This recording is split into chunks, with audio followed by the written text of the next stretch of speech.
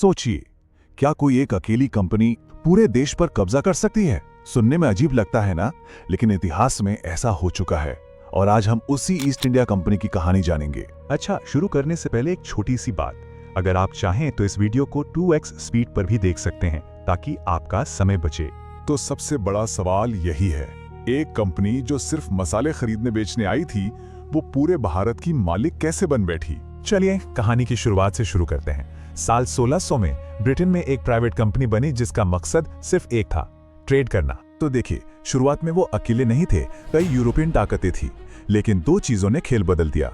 पहले 1612 में उन्होंने पुर्तगालियों को एक समुद्री लड़ाई में हराया, जिससे मुगल उनसे इंप्रेस हो गए, और फिर 1615 में उन्हें मुगल बादशाह जहांगीर से पूरे साम्राज्य में फैक्ट्री लगाने का शाही फरमान मिल गया। ये एक बहुत बड़ी कामयाबी थी। अब जब बिजनेस चल पड़ा, पैसा आने लगा, तो कंपनी ने एक ऐसी चीज मांगी जिसने पूरा खेल ही पलट दिया। इसको ऐसे समझिए, आज की तारीख में मान लीजिए कोई बड़ी कंपनी सरकार से कहे कि हमें अपनी खुद की आर्मी रखनी है। कितना अजीब लगेगा, है ना? और सबसे हैरान करने वाली बात तो ये है कि 1670 में ब्रिटेन के राजा ने उन्हें ये परमिशन दे भी दी। मतलब भारत की जमीन पर एक प्राइवेट कंपनी की अपनी फौज। अब हाथ में अपनी सेना थी तो कंपनी का इरादा बदल गया। अब उन्हें सिर्फ व्यापार नहीं, जमीन चाहिए थी, और उनकी पहली नजर पड़ी भारत के सबसे अमीर सूबे बंगाल पर। हुआ ये कि कंपनी ने अपनी फैक्ट्रियों की किलेबंदी शुरू कर दी, जो बंगाल के नवाब सिराजुद्दौला को बिल्कुल पसंद नहीं आया। फिर हुई प्लासी की मशहूर लड़ाई, लेकिन ये लड़ाई जीती गई ताकत से नहीं, धोखे से। कंपनी ने नवाब के सेनापति मीर जाफर को ही अपनी तरफ कर लिया। नतीजा, नवाब हार गए और मीर जाफर को नाम का नवाब बना दिया गया, जिसकी असली लगाम कंपनी के हाथों में थी। प्लासी की लड़ाई तो धोखे से जीती थी, लेकिन बक्सर की लड़ाई वो असली ताकत का प्रदर्शन था। यहाँ कंपनी की छोटी सी सेना ने बंगाल, अवध और मुगल बादशाह की मिलीजुली फौज को हरा दिया। अब ये साफ हो गया था कि भारत में असली मिलिट्री पावर कौन है। अब जब उन्हें रोकने वाला कोई नहीं था, तो कंपनी का असली चेहरा सामने आया। शुरू हुआ जुल्म और शोषण का एक लंबा दौर। उन्होंने लड़ाई करने का एक नया और ज्यादा चालाक तरीका निकाला, पॉलिसीज बनाकर राज्यों को हड़पना।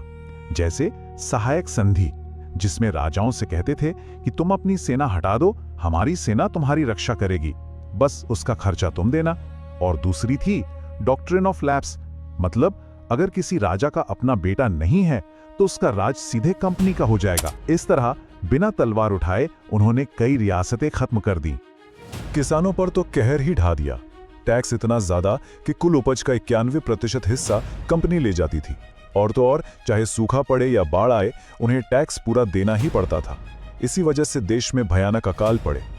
दोस्तों, कहानी में आगे बढ़ने से पहले एक छोटी सी रिक्वेस्ट। मेरे पास इक्विपमेंट्स की थोड़ी कमी है।